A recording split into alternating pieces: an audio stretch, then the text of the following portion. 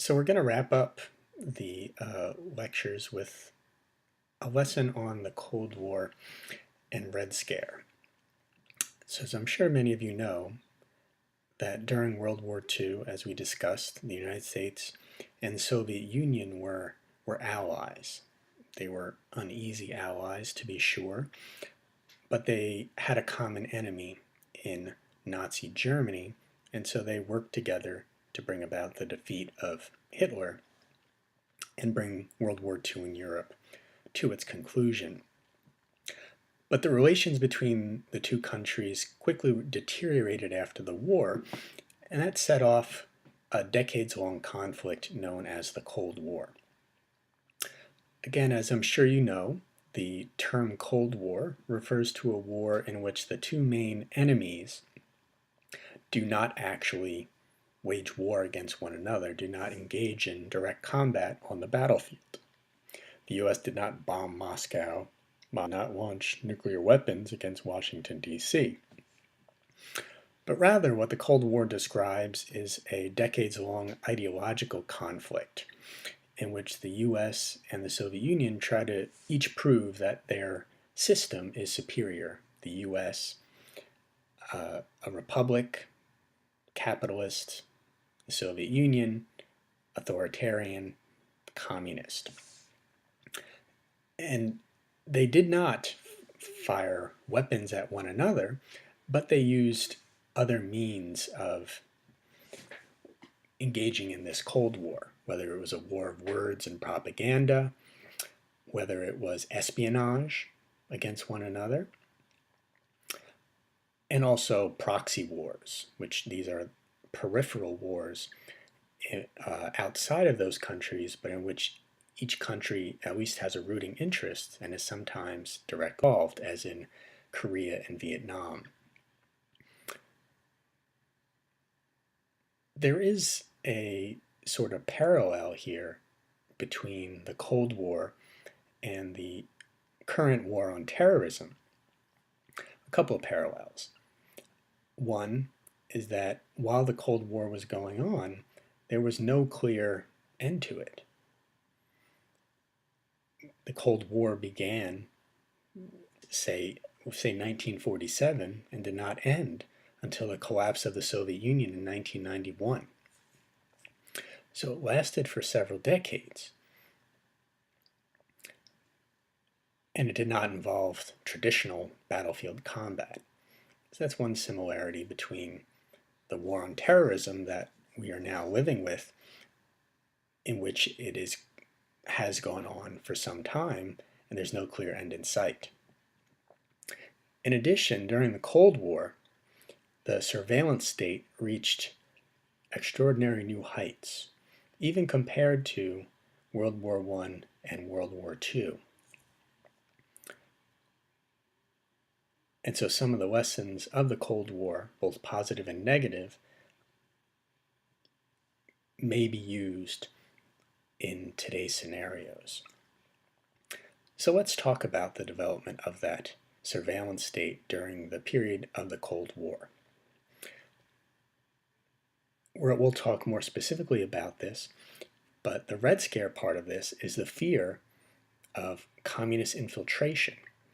This was not just a battle over the feared expansion of communism and Soviet power abroad, but also a fear of internal subversion within the United States.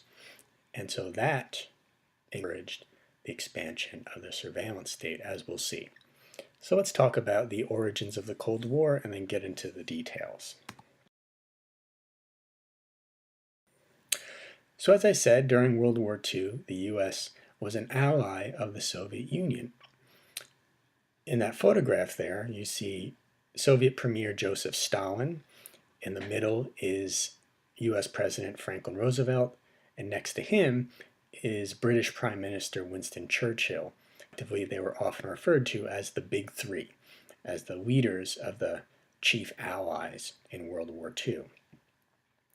Well, they met periodically to try to hammer out war strategy and also to come up with a cohesive vision for post-war Europe, once the war comes to an end. One of those meetings took place in Tehran, Iran in late 1943. More significant for our purposes is a meeting that took place at Yalta in early 1945. You see in the photograph the same big three. They're all sitting there, though you may notice that Franklin Roosevelt is not looking great, is not looking healthy. In fact, he would die a few months later. But not before. At the Yalta Conference, the big three agreed on some major developments. One, they agreed on the creation of a United Nations, the international body that still exists today. This UN would replace the failed League of Nations, which had been created after World War I. Second, they also agreed that Germany would pay reparations, or pay back some of the costs that other nations expended fighting the war against Germany.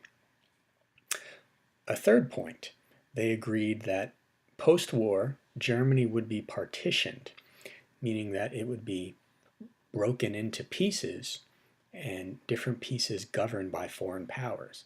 There would be a piece governed by the Soviet Union, a piece governed by the United States, a piece governed by Great Britain, and they would agree later on that France would get a piece as well. And then there's a fourth point that they agreed on at Yalta, and this one indicates that tensions are rising among the big three even before the war ends, before World War II ends. They signed off on an agreement that the rule of self-determination would govern Europe after the war. Self-determination means that a nation should be allowed to write its own constitution, should be allowed to govern itself without foreign interference. Joseph Stalin signed off on this. This was a particular concern of Winston Churchill and Franklin Roosevelt because as the Soviet armies made their way across Europe to Germany, Churchill and Roosevelt were hoping that the Soviet army would not stay put. But in fact, the Soviets did, and they would build what becomes known as an Iron Curtain in Eastern Europe after the war. Puppet states, satellite states in Eastern Europe under the thumb of Soviet control. So Churchill and Roosevelt feared that that would happen, and that part of the agreement at Yalta was meant to plant the idea that they wanted the Soviets to leave places like Poland, for example. But the Soviets would not.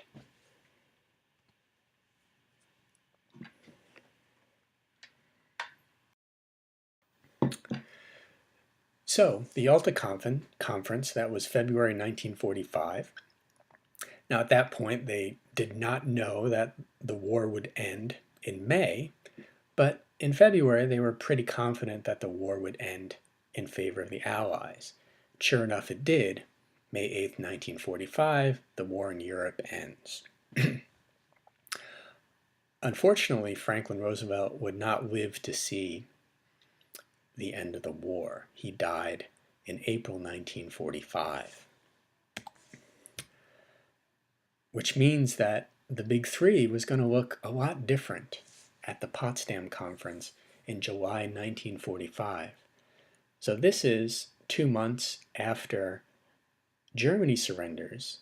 So the war in Europe is over, but the war in the Pacific is still going on. And if you look at the composition of the Big Three, the only one remaining of the original Big Three is Joseph Stalin. He would live until 1953. Next to Stalin, sitting in the middle there, is new U.S. President Harry Truman. He had been a Democratic senator from the state of Missouri, was Roosevelt's running mate when he ran in 1944, and Roosevelt dies in April, and Truman assumes the presidency. Quite a difficult situation to be in, to say the least, especially because Truman was kept in the dark about a lot of things, like the development of the atomic bomb. But he would learn that and many things when he assumed office in April 1945. Next to Truman is Clement Attlee, that is the new British Prime Minister. During World War II, Britain suspended elections. It was in a state of emergency, but after the war, elections resume and Churchill's party is voted out of power, and Clement Attlee's Labour Party is now in power. So the Big Three looks different. The only point I highlight about this Potsdam Conference, besides the different composition of the Big Three, is that Truman was openly antagonistic toward Stalin. Roosevelt had been a smoother politician, but Truman was not tolerating Uncle Joe. And Truman was feeling quite confident because he knew that the U.S. had a trump card in its back pocket, and that was the atomic bomb. What Truman didn't know at the time, is that Stalin also knew about the American atomic program because of spies within it. We'll return to that point later. Of course, Truman would use those weapons to bring the war against Japan to an end. And Japan surrenders August 14th, 1945. This is what post-war Europe looked like. A few things I want to highlight on this map.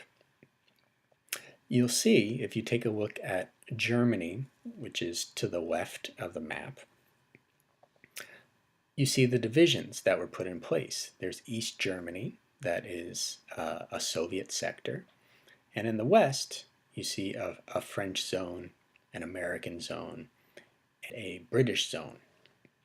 So that's how the division came to be. They agreed on this at the Yalta Conference. They later agreed that France would get a piece as well. If you look at the upper right corner of the map, you see there is also the capital city of Berlin is also depicted there. And you see that Berlin is also divided in four. It too is partitioned. Soviet sector in East Berlin, and the West divided among the French, British, and the US. Now Berlin, the city, the capital city, is within the Soviet zone of East Germany. That will be significant in a few moments, as we'll see. Now, the map also notes something else. Red line cutting through the middle of Europe, which the map makers called the Iron Curtain after 1955. And what that describes is that east of that line, that so-called Iron Curtain, describes portions of the world that are under either direct Soviet control or occupation, or under communist dictators or puppets of the Soviet Union. And see that line cutting through Germany, and east of it you see Hungary, you see Poland, Czechoslovakia, Romania, Bulgaria, and then further down you see Albania as well, all behind that Iron Curtain. That was a term that Winston Churchill coined to describe the influence and power of the Soviet Union. It's behind that curtain. First of all, there's no getting through it because it's made of iron, and there's no seeing through it. And behind that curtain, democracy is dying.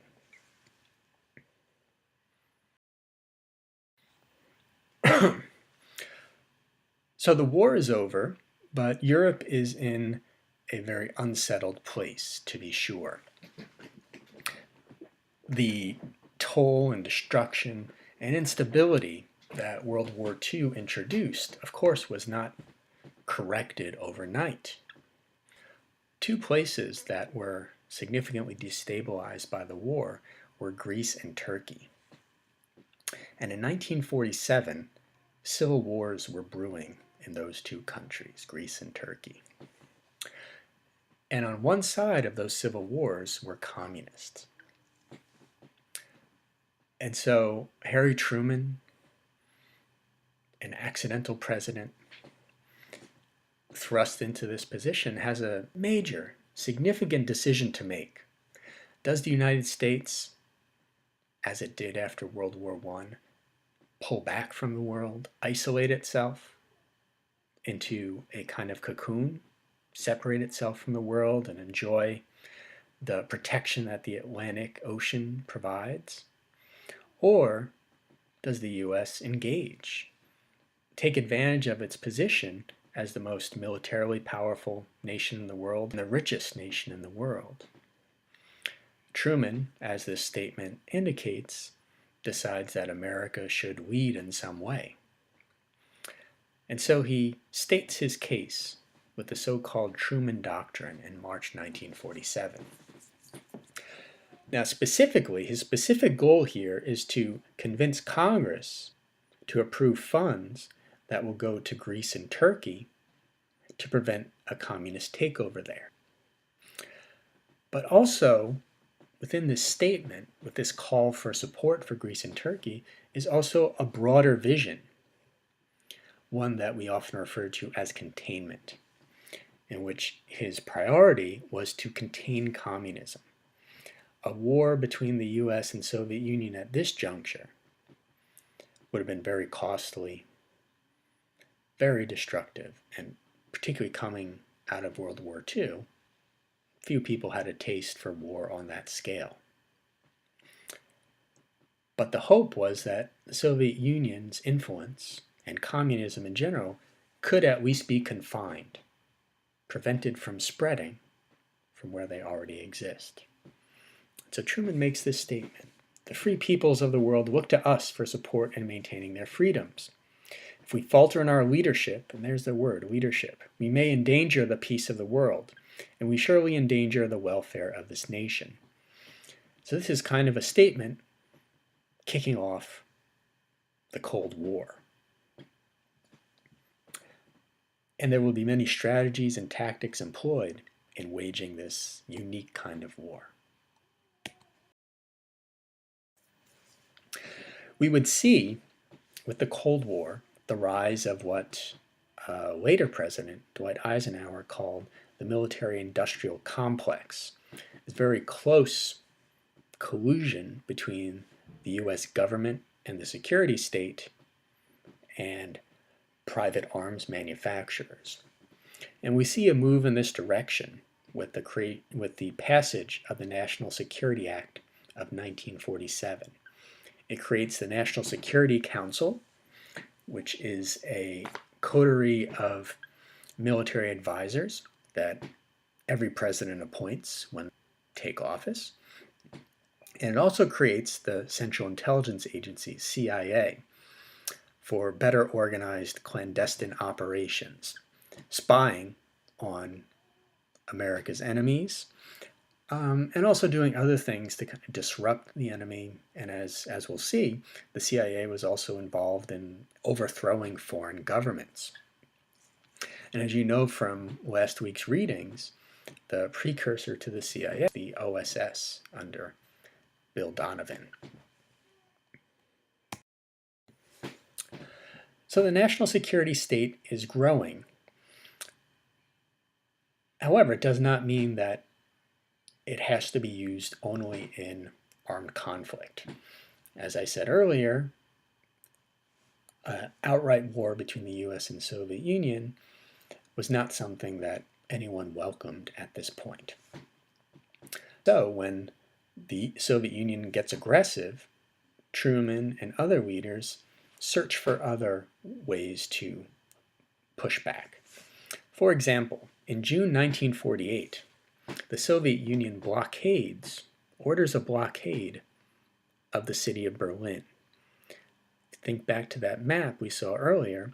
Berlin is divided into 4 pieces: a Soviet zone, a British zone, a French zone, an American zone. The city of Berlin is smack dab in the middle of the Soviet sector of Germany.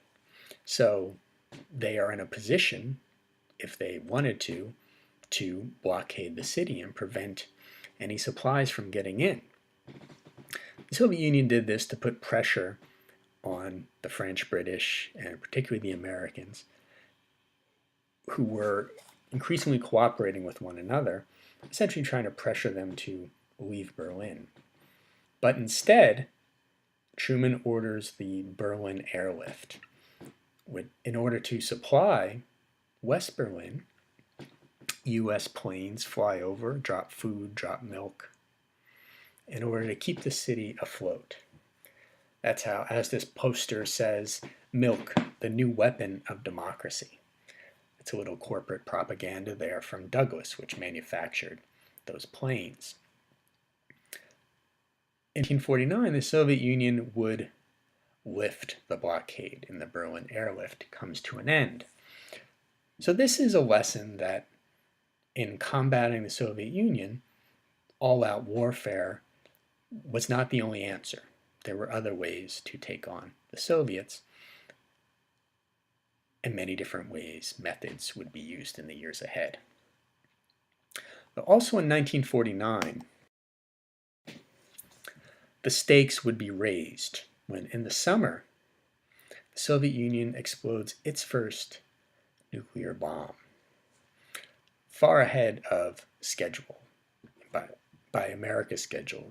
The Americans were not expecting the Soviets to catch up so quickly, but they did.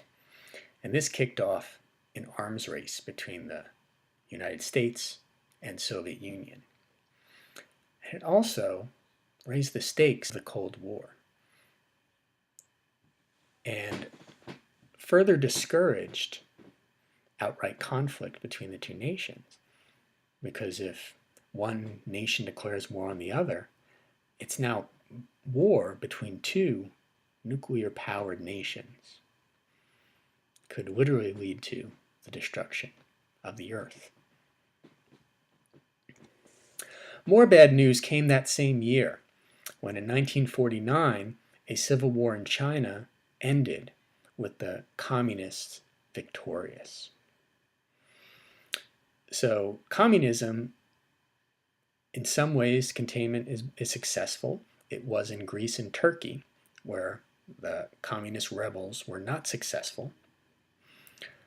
But in China, communism is ascendant in 1949. Now, in part because of China turning communist, more attention is given to Asia. That would be the case the following year, in 1950, when the Korean War breaks out. So a little background on this war, which is an example of how the Cold War can turn hot. This is one of those proxy wars that I described earlier, in which the Soviet Union is not a combatant. The Soviet Union is not making war here, but it has a rooting interest and does provide support for one side. And on the other side are American troops with some UN allies. So after World War II, Korea was partitioned, similar to the way Germany was. It was divided into North Korea, which was communist and allied with the Soviet Union, and South Korea, allied with the West, with the United States included. In 1950, North Korea invades South Korea. And so again, there is a challenge for President Harry Truman. If he's to follow the notion of containment, this is going to require then airplanes dropping food and milk. It's going to require more than sending money and weapons. This is going to require troops, and he does send troops. If you take a look at the map, the UN force, led by American soldiers, pushes the North Koreans back, up to that blue line on the map. And you see that blue line there, it goes right to, at one point, goes right to the border with China. the border with communist China.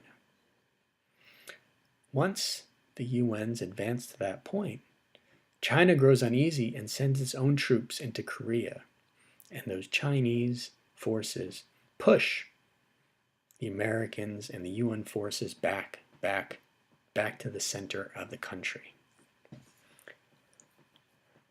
The war would end in 1953 under a different president, under Dwight Eisenhower, who would succeed Truman into office. And the outcome of that war was the maintaining of a divided Korea, which of course it remains divided today, North and South. North communist, South not communist. So 38,000 American troops died to maintain the status quo. So it shows that even a Cold War has a body count.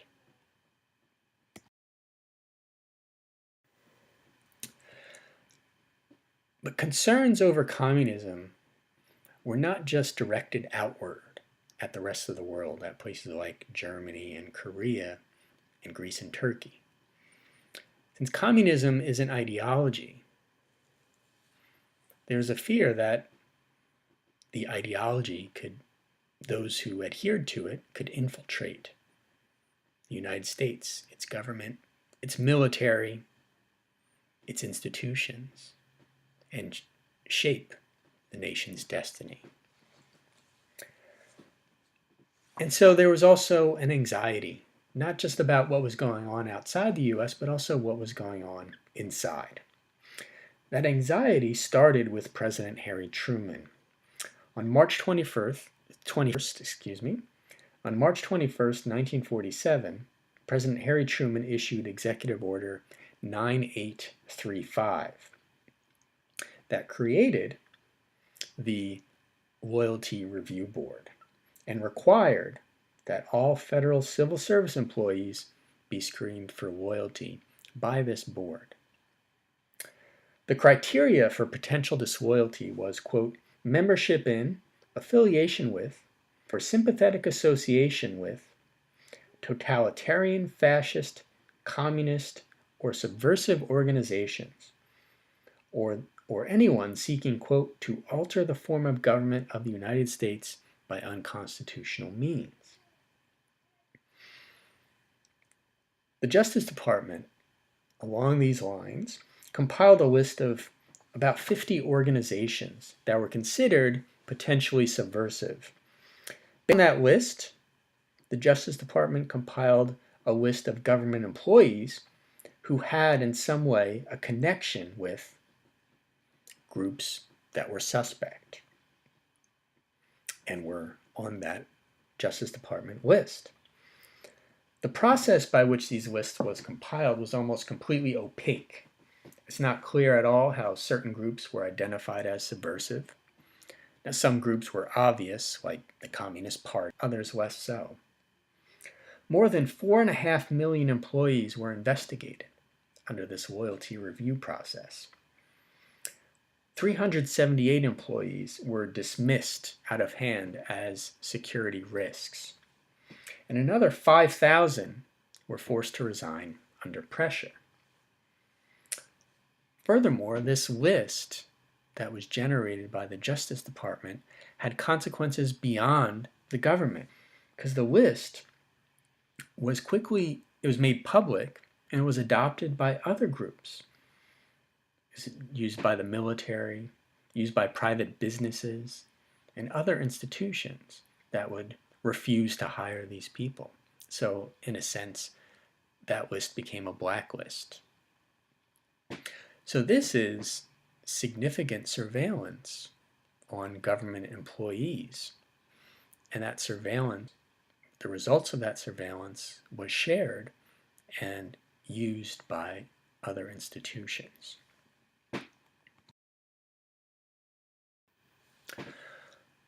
One group that came under heightened scrutiny was organized labor. Since communism, at the heart of communism is the notion that all history is the history of class warfare. and it's very much focused on power to the working class. There's long been a fear that communism has a safe haven among workers and organized labor. If you remember back to the earlier Red Scare and the Palmer raids, labor unions, workers' groups were targeted in those raids as well. The Taft-Hartley Act of 1947 was meant to address communist influence within labor unions. A few things this act did. First, it declares the closed shop illegal. Closed shop refers to a workplace that is union exclusive, meaning that if a new employee is hired, they must join the union that is already in place there. That's known as a closed shop. Taft-Hartley Act makes that illegal. Now this has nothing to do with communism or ideological differences or subversion. This is meant clearly just to weaken organized labor. As is this second provision. The Taft-Hartley Act enables the president to issue an 80-day injunction that would halt strikes. A work stoppage is a significant piece of leverage that workers have in order to pressure their employers for better wages, better hours, whatever. The president, by this act, is empowered to halt a strike for 80 days, a cooling off period. Now this could render any strike meaningless, pointless, because after 80 days, many people lose patience, right? They're being forced to work as it is, and so any strike is going to lose steam in those 80 days. So this too, weakened labor, benefit employers. Now more directly related to the Red Scare, the act requires union members to take an oath stating that they are not communists. Now, sure, what's stopping someone from lying? It's just an added bit of pressure. And if, say, somebody is called before Congress or in a courtroom, they can refer back to this, you lied about being a communist. And it's a warning that you're being watched. As you see by this cartoon here, labor, of course, was very much opposed to the Taft-Hartley Act. They depict it as a snake that labor must destroy with a shovel. But they failed, and the act became law.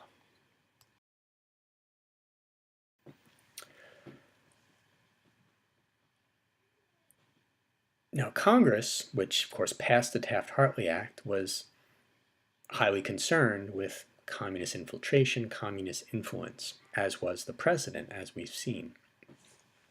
So in 1947, the House of Representatives revives an old committee, HUAC, the House Un-American Activities Committee, to try to ferret out suspected communists and subversives. Perhaps most famously, HUAC calls people from Hollywood, writers, directors, actors, producers, before the committee and questions them in public. Now, 10 Hollywood writers refused to testify, and they were held in contempt, and they became known as the Hollywood 10. And they became the first on a blacklist in Hollywood, people whom movie studios refused to hire.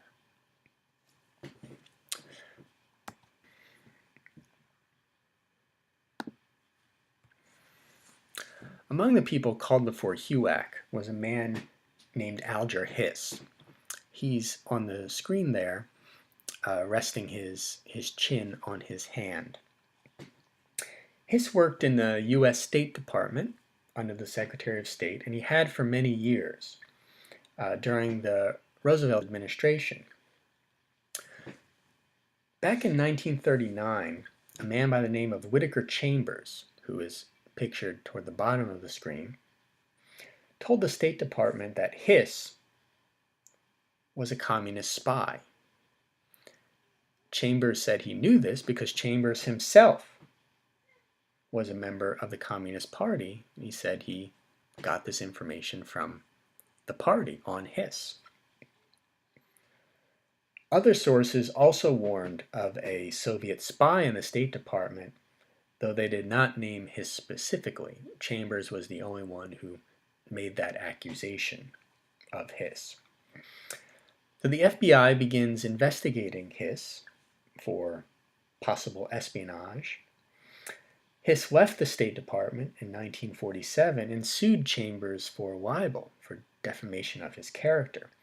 The following year, Chambers testified before HUAC and made the case that Hiss was a Soviet spy with the so-called pumpkin papers. You see those on the screen, those pumpkins up in the corner. This is State Department microfilm, allegedly copied by Hiss and sent to the Soviet Union and kept at Chambers' pumpkin farm. Hiss would go on trial, but not for espionage. They didn't have enough evidence for that. He was charged instead and convicted of perjury and sentenced to 2 years in prison. Now, Hiss, until his dying day, denied that he was a spy. His estate continues to deny any involvement in that. But documents declassified since the fall of the Soviet Union indicate that Hiss likely was a Soviet spy.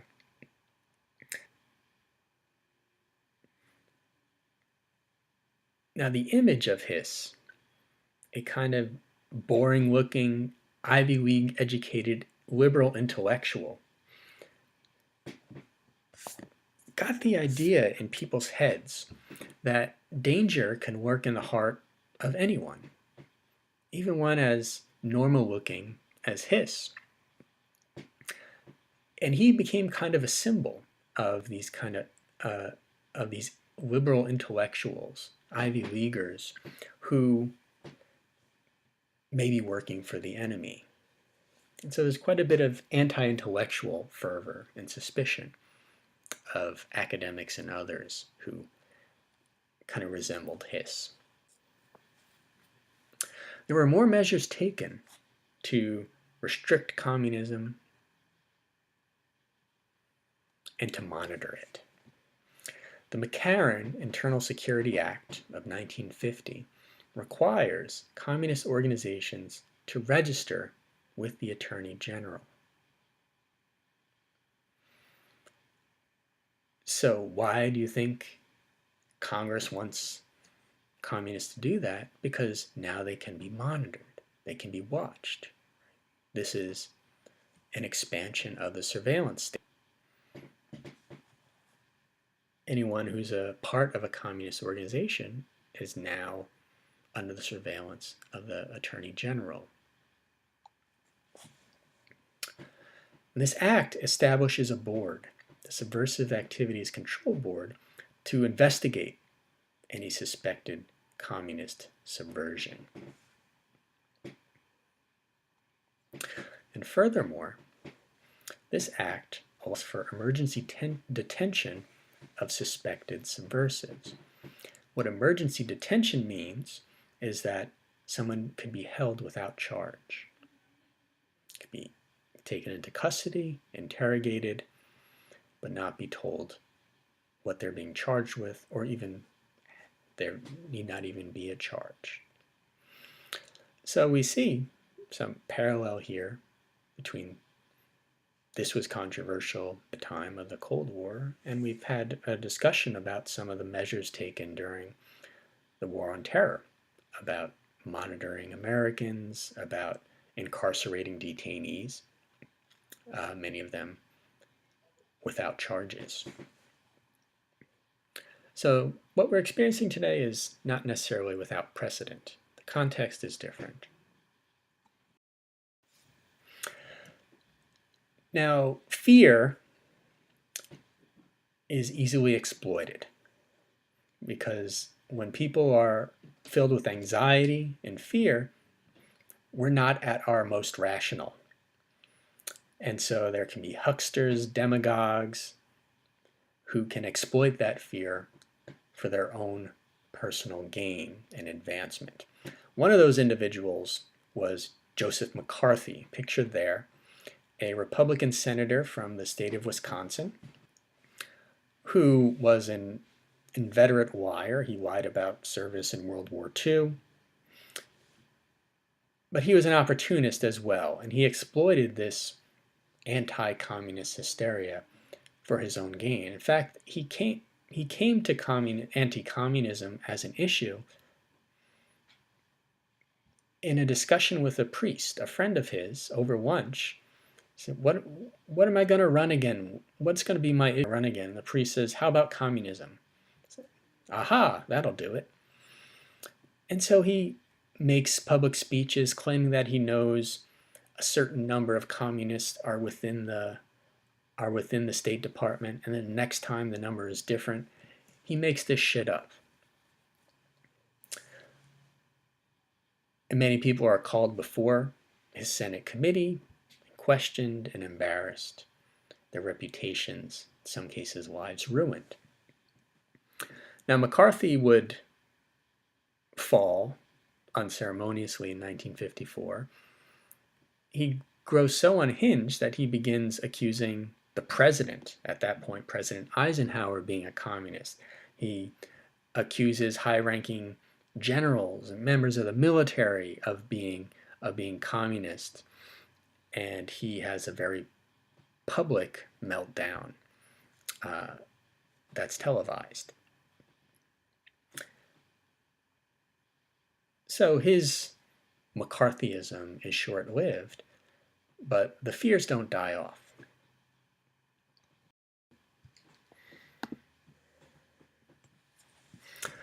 One of the ways that fear and its role in expanding the surveillance state can be dangerous, and why caution needs to be used is that particular marginalized groups or vulnerable groups can be targeted. For example, in the Cold War, in the Red Scare, gay people were targeted. Gay government workers came under scrutiny simply because of their sexuality. This has become known as the Lavender Scare. That's not a term used at the time, but has since been used to describe the targeting, harassment of homosexuals. Under Truman's Loyalty Review Board, 91 gay men and lesbians had been dismissed from the State Department. In 1950, a subcommittee held hearings to investigate the alleged threat posed by gay people. And you're going to read about this stigma against homosexuality that existed at the time. That under President Eisenhower, whom we'll talk more about in a bit, Eisenhower would assume the presidency in January 1953. He issued an executive order banning gay people from working in the federal government. Gay people were referred to as sex perverts, if seen as a perversion. And the logic, if you want to call it that, the rationale, is that they argued that somebody hiding their sexuality, which of course they would be because there's such a stigma against what was considered a perversion, because they were so interested in hiding their sexuality that made them prone to blackmail, to pressure.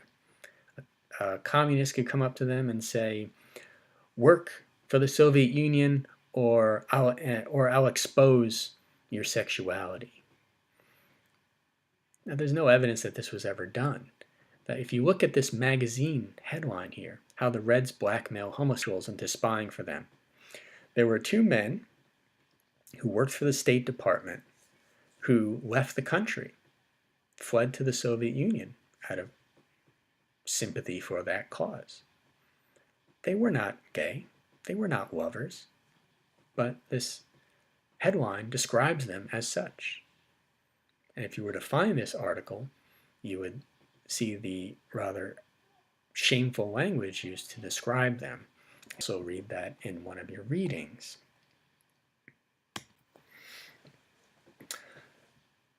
So the U.S. is looking inward and outward.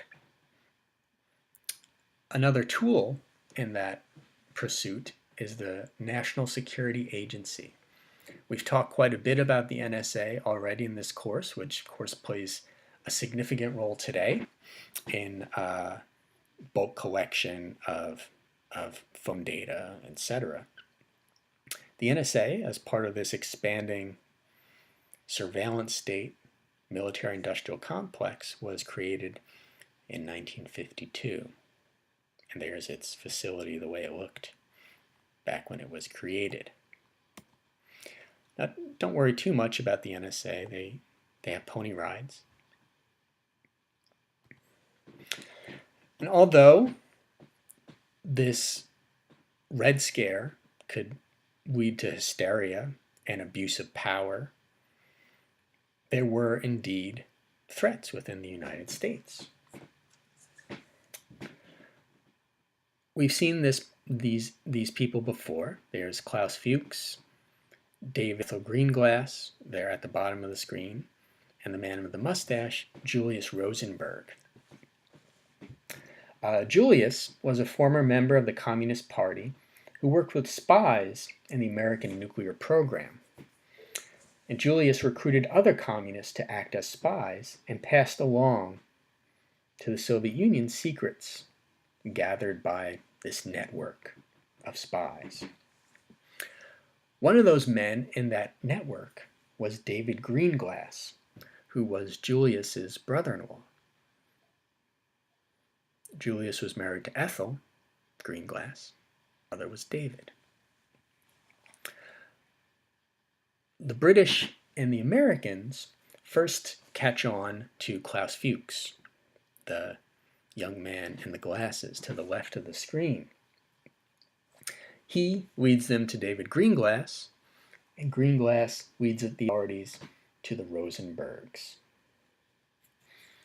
The Rosenbergs were executed in 1953 for espionage. Now, there is a wrinkle here. Evidence after their execution seems to reveal that Ethel was not a spy and was wrongly executed. Julius was indeed a spy. David Greenglass admitted that he lied to prosecutors about his own sister's involvement. It seems that she was innocent and executed nonetheless. Why would Greenglass send his own sister to her execution? Well, it seems he did that to protect his own wife, who was involved in this spy network. Julius was guilty. Fuchs, Greenglass, all involved in this spy ring. Julius's wife, Ethel, turns out was innocent, but executed nonetheless. The execution took place under President Eisenhower, who's a Republican, former general who commanded the Allied forces in World War II. After the war, he became president of Columbia University, then ran for office as a Republican, won the White House, and entered office in 1953. And he enters office with significant challenges on his plate. The Korean War is still going on. He would bring it to an end. McCarthy is still running roughshod. The Soviet Union has its own nuclear weapons. China is communist by this point.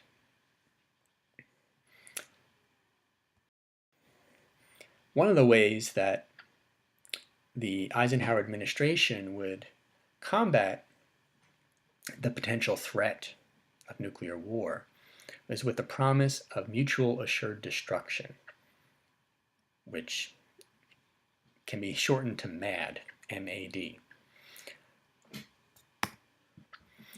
Because each side is developing deadlier and deadlier bombs, weapons of mass destruction, MAD, mutual assured destruction, means that it's a threat, that if the Soviets launch missiles against the US is going to respond with even deadlier force. You hit us, we will destroy you. Now, the idea behind this is that with this threat, the prospect of war is so unconscionable, so unthinkable, that everyone will try to avoid it because the consequence would be the destruction of the world. And to be sure, there was no nuclear war. There was a massive arms race. There was no nuclear war. Whether this prevented nuclear war, that's up for debate.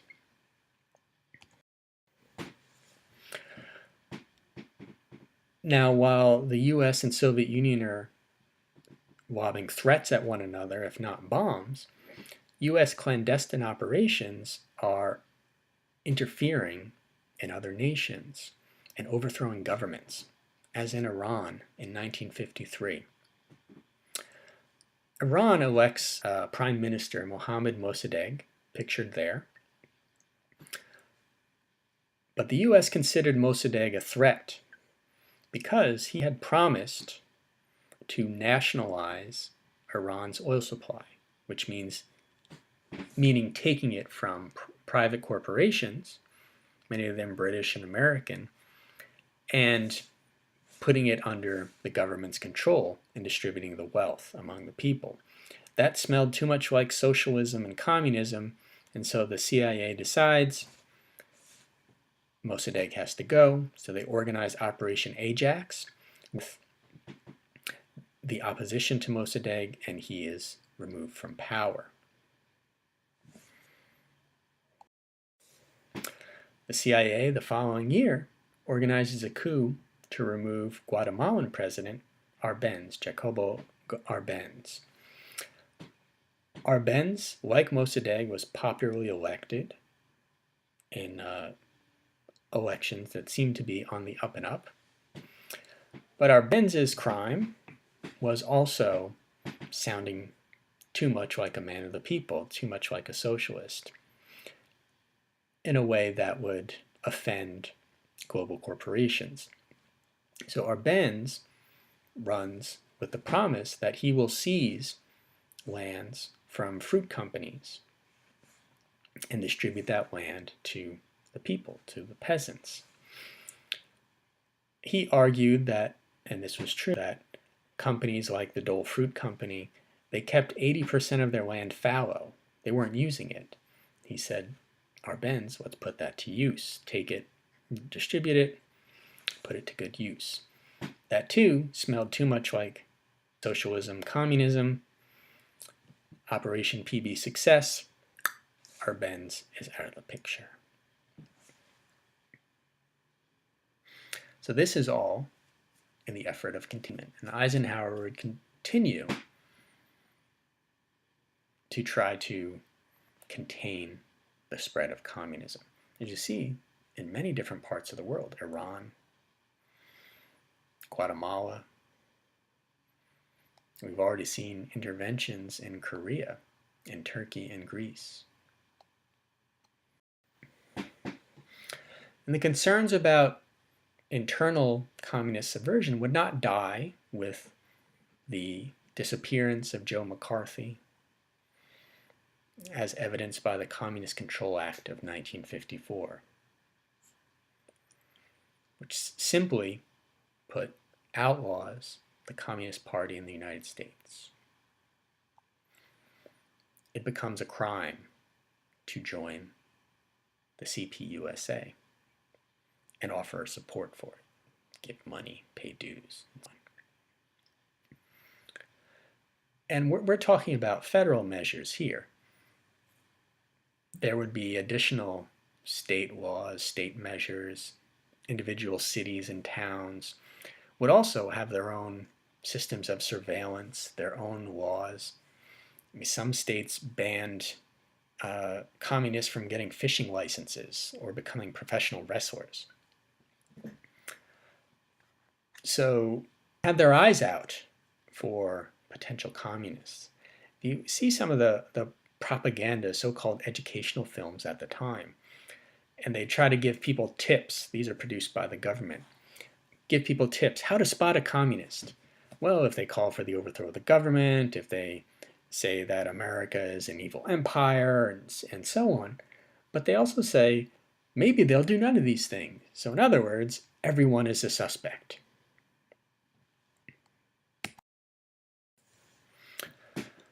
In 1956, we would see the FBI institute one of the most elaborate systems of surveillance seen in U.S. history.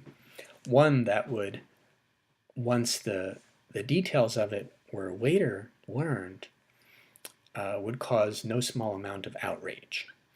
This was COINTELPRO, established in 1956 by the manager there, J. Edgar Hoover, the head of the FBI. You may remember his name. We talked about him in the context of World War II. He's still there and would remain in that position for another couple decades.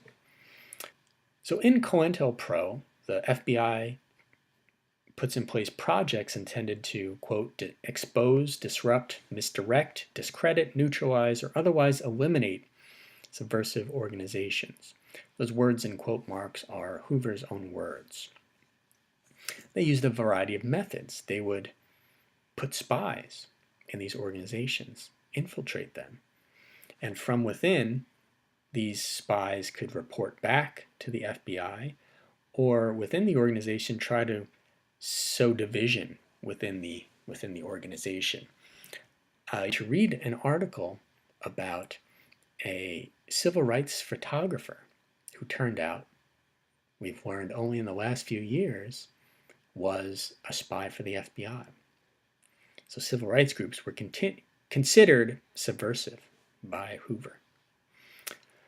They used psychological warfare, propaganda, and those people who infiltrate these groups could also try to manipulate them from within. They would try to harass them through legal means, get the IRS to audit them, push local law enforcement to hold people, even charge them with petty crimes.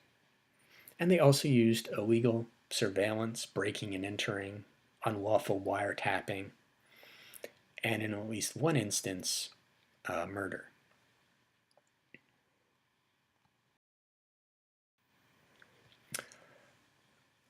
The following year, another spy was captured.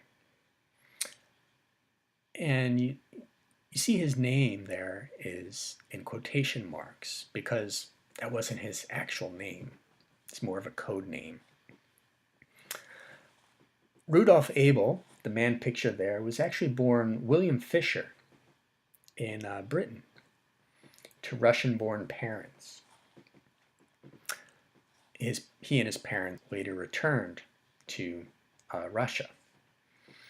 As an adult, Abel served in the Soviet military, worked for Soviet intelligence during World War II.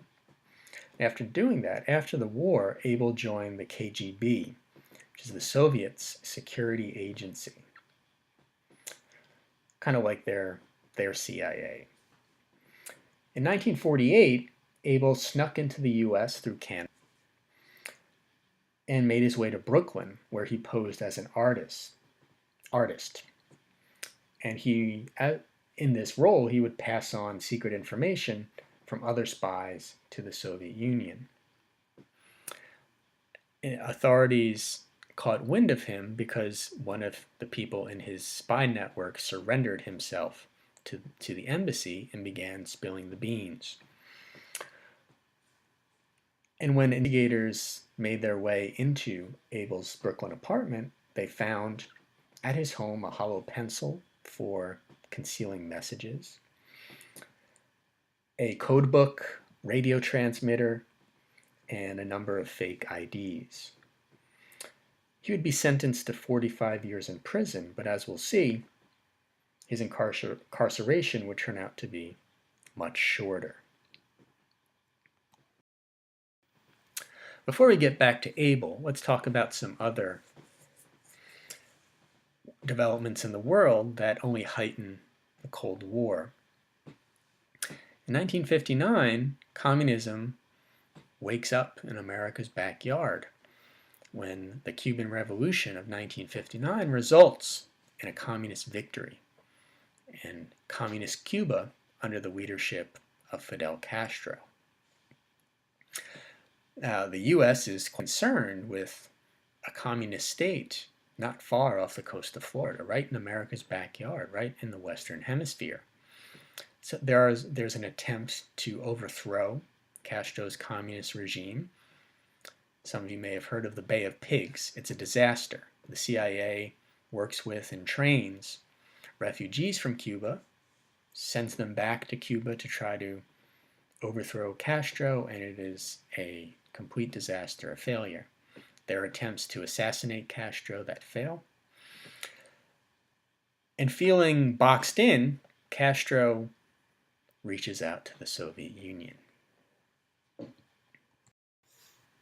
Before that relationship could bear fruit, in May 1960, the U-2 incident occurs. U-2, not the band, but rather that plane you see on the screen, that is a U spy plane, a high-flying plane equipped with a camera. It's meant to fly over targets and snap their pictures for spying to gather information. In 1960, a U-2 spy plane piloted by Francis Gary Powers is shot down over the Soviet Union. The Soviet premier, who at the time is a man named Nikita Khrushchev, Stalin died back in 1953, Khrushchev accuses the U.S. of spying on the Soviet Union, and President Eisenhower says, no, we don't have any planes over the Soviet Union, that's Boulder Dash. Well, Khrushchev produces the pilot, Francis Powers. So the jig is up. Eisenhower's caught in a lie. The pilot of the plane survived. And now the Soviets have an American spy in their hands. Now, there was some discussion on the discussion board a couple weeks ago asking, why are spies seen as heroes? And that's probably a product of Hollywood, because spies are interesting. They live in a moral gray area.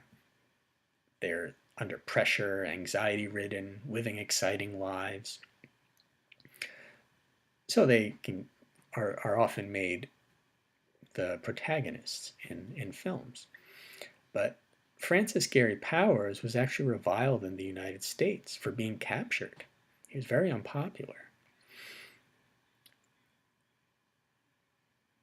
Then there was the fear that he was spilling beans to the Soviet Union, giving them American secrets. As you see in that New York Times headline, Powers got a 10-year sentence, but he would not serve those years, because in 1962, the Soviet Union and the United States swap captured spies. The U.S. trades Rudolph Abel for Francis Gary Powers.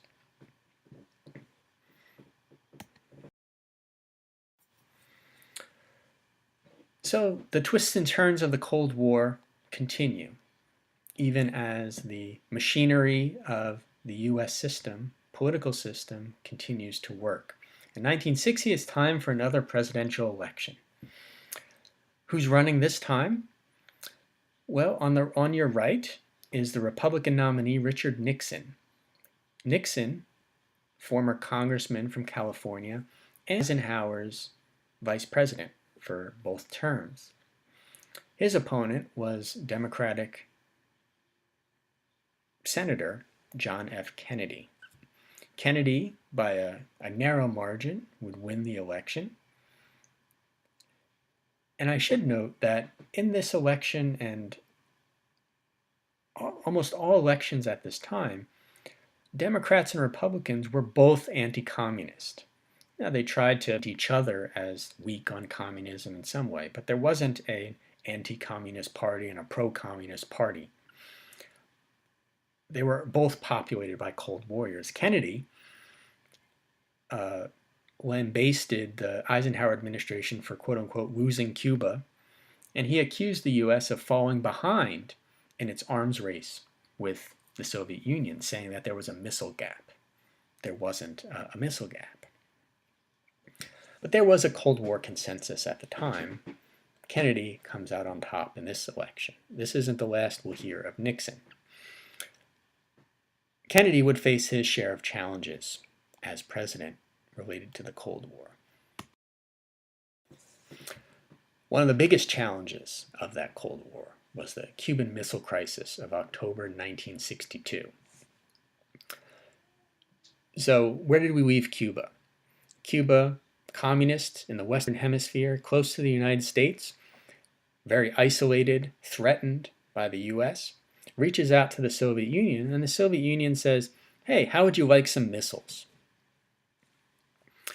So you see on the bottom of the screen there, that is a photograph snapped by a U-2 spy plane of Soviet missiles in Cuba.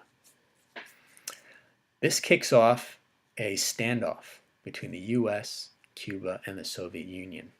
Kennedy cannot tolerate the presence of Soviet missiles in Cuba, so close to the U.S. So he orders a blockade of the island of Cuba. The U.S. Navy surrounds it, doesn't let anything in.